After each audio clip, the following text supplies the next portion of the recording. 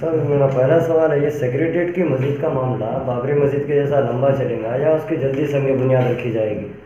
देखिए, केसीआर साहब सीरियस नहीं है और जितने भी लोग उनके अलायंस पार्टी है, उनकी दोस्ती की पार्टी है, वो लोग भी सीरियस नहीं है।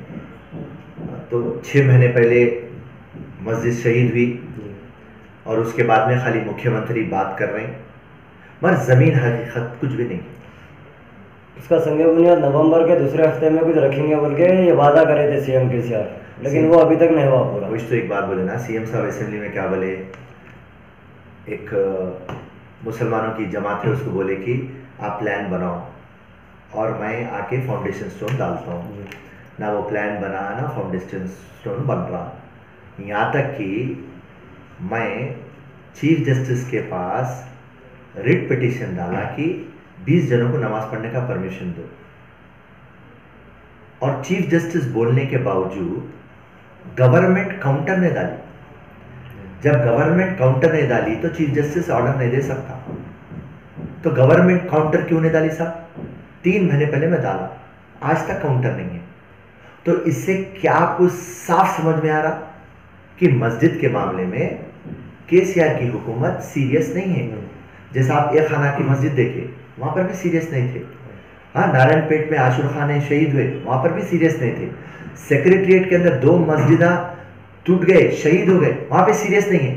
और जो फिरोज खान ये बात बोल रहा कि 10 जुलाई को मुख्यमंत्री ऑन रिकॉर्ड आके बोलते कि ऊपर से एक बंडा गिरा और मस्जिद डैमेज हुई।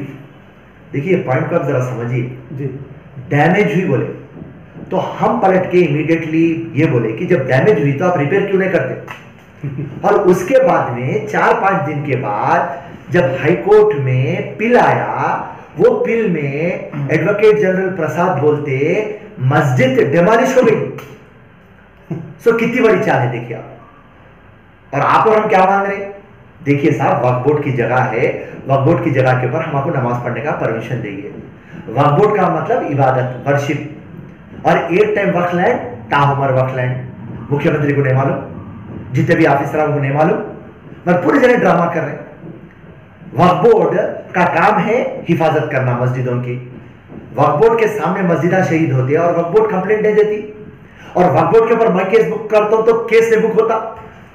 मैं कोर्ट में जाके वक्फ बोर्ड के ऊपर केस डालता हूं, मगर कोविड-19 की वजह से केस इमरजेंसी केस है तो कोर्ट लेता बोल के वो मस्जिदों के केस आप बाजू रख दिए। ये हकीकत है।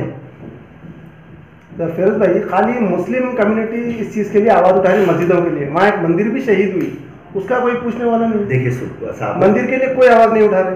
पॉइंट ये है, सीएम साहब मंदिर भी बनाते बोले, मस्जिद भी बनाते बोले, मगर आपको हमारे को क्या डाउट है?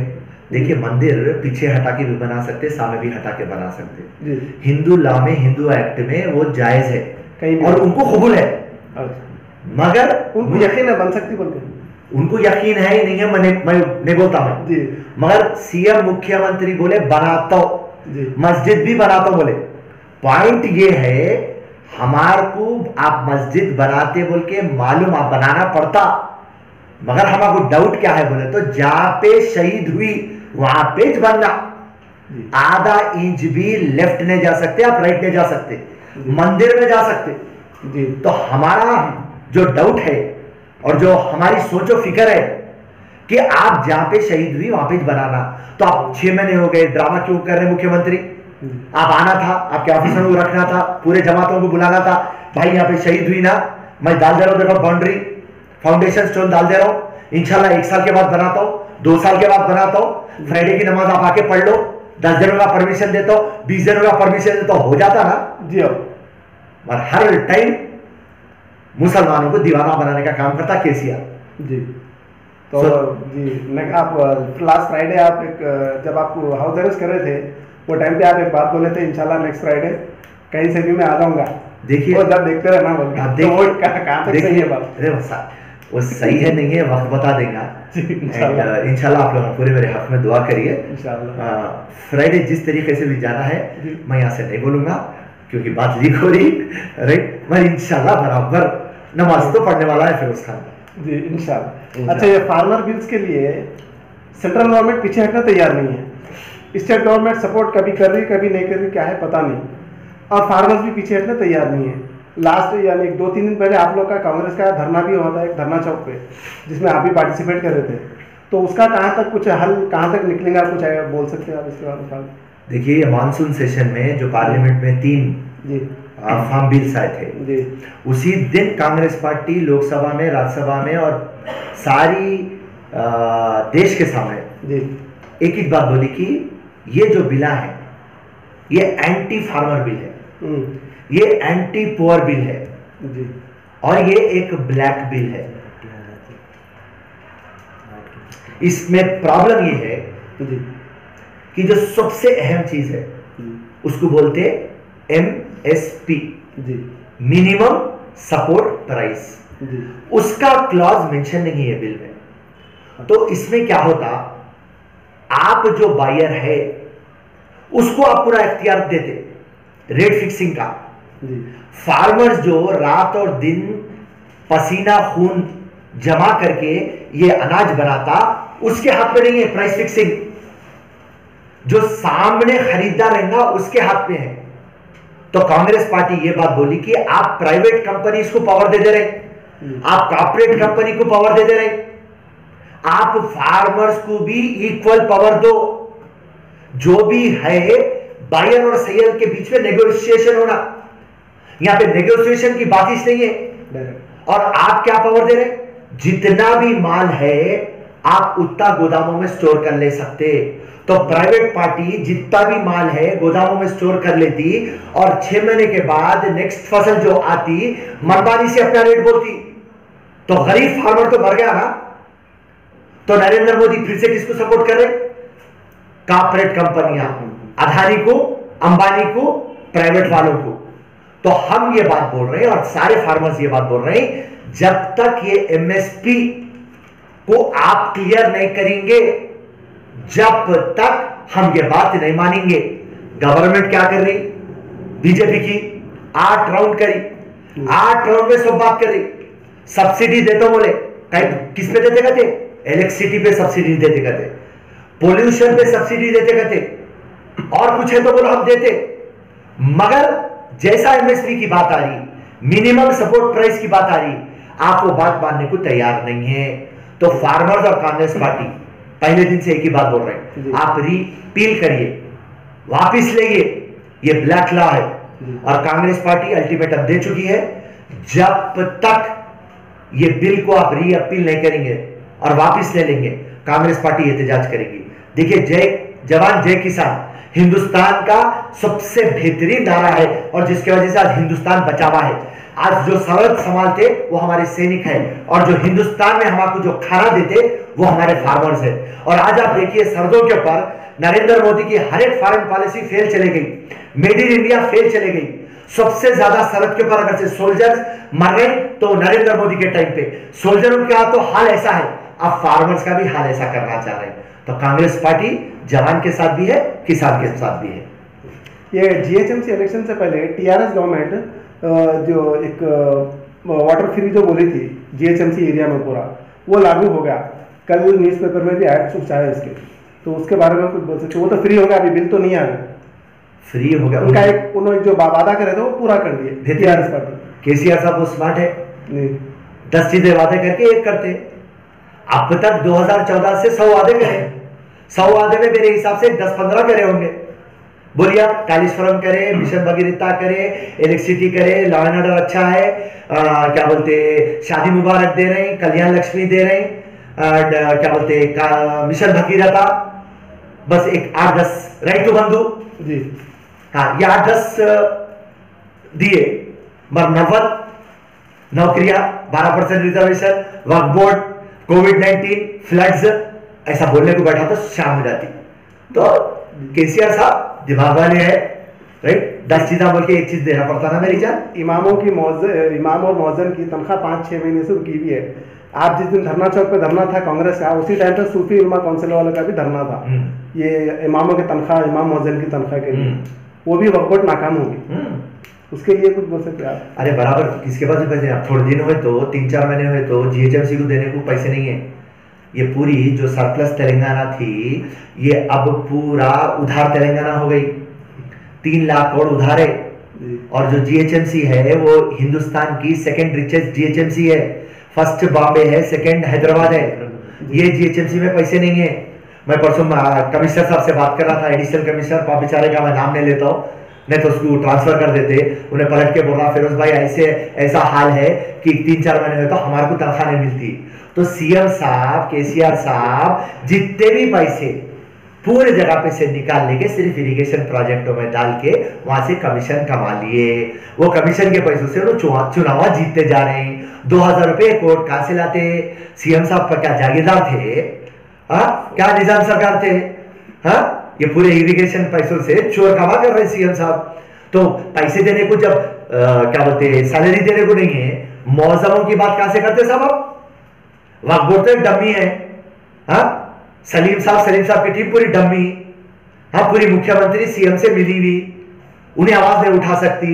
जो जमात टीआरएस से है उन्होंने खाली मुसलमान की हमदर्दी की बात करते, उन्होंने आवाज नहीं उठाते। हम कितने टाइम आवाज उठाना और हमारी आवाज कौन सुनते?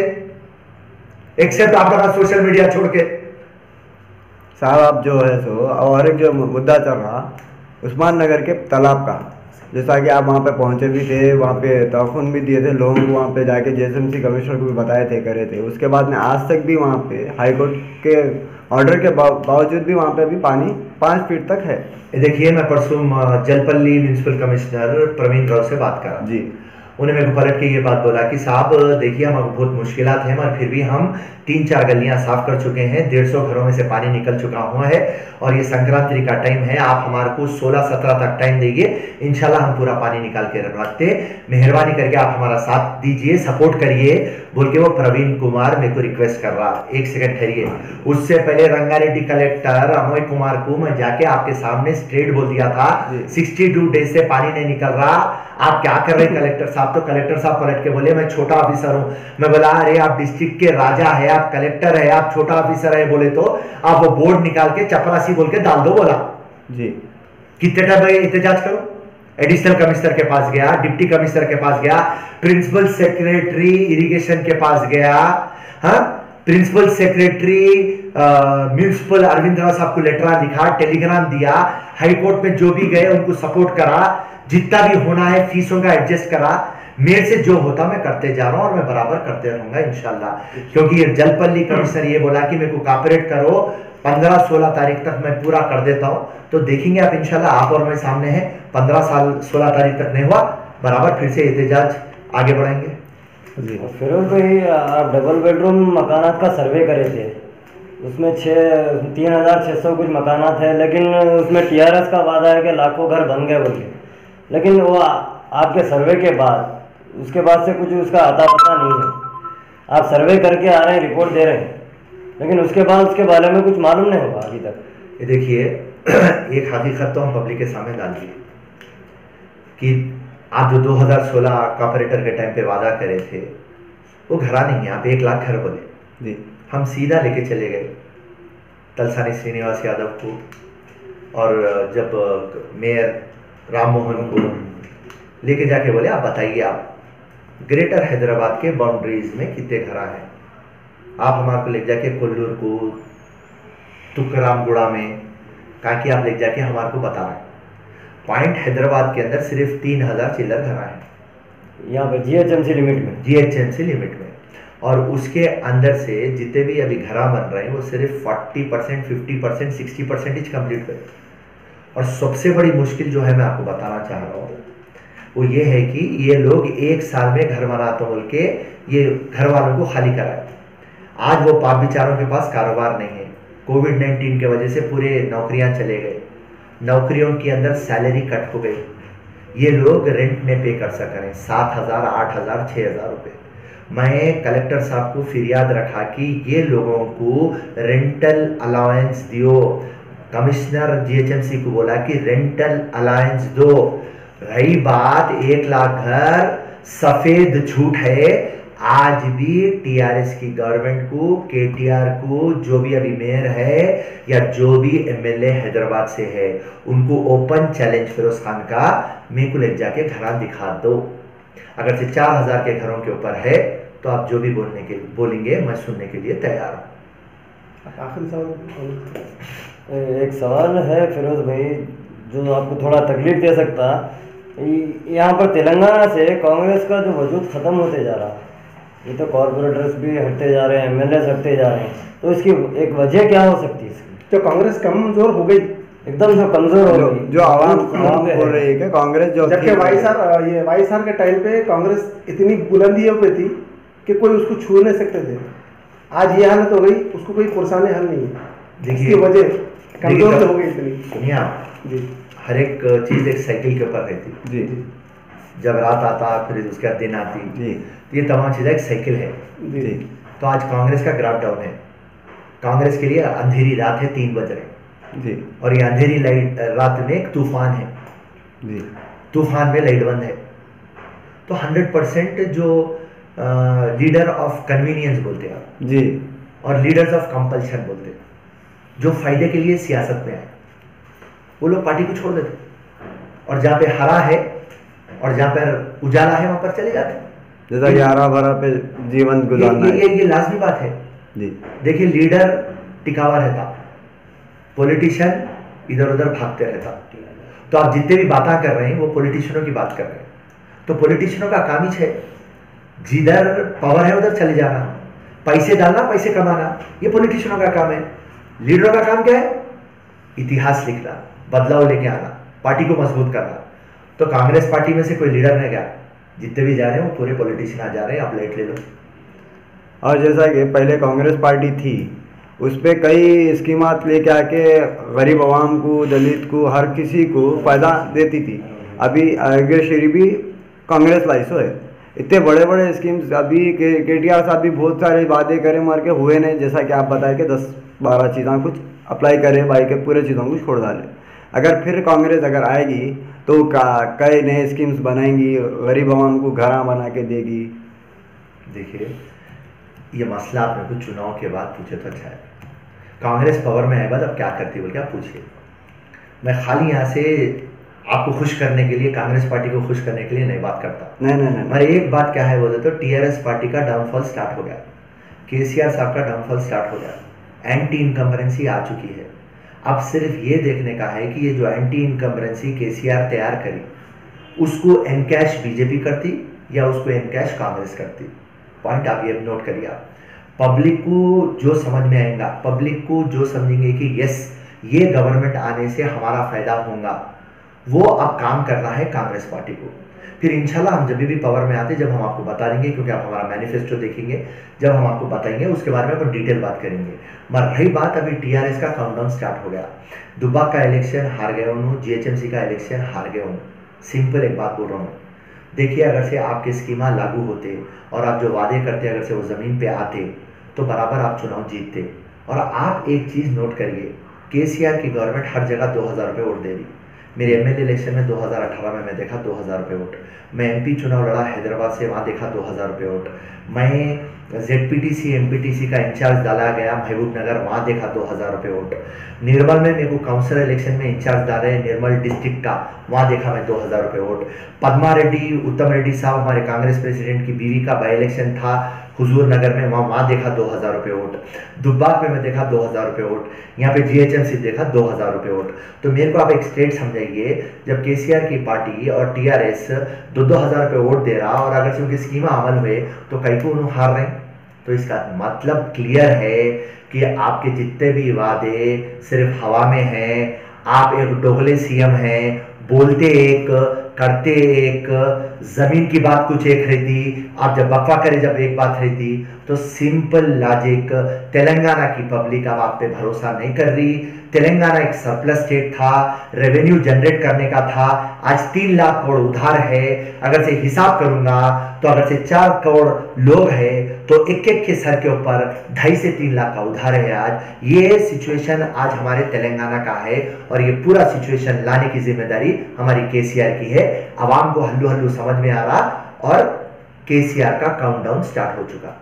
जय हिंद, जय कांग्रेस, शुक्रिया, अल्लाह।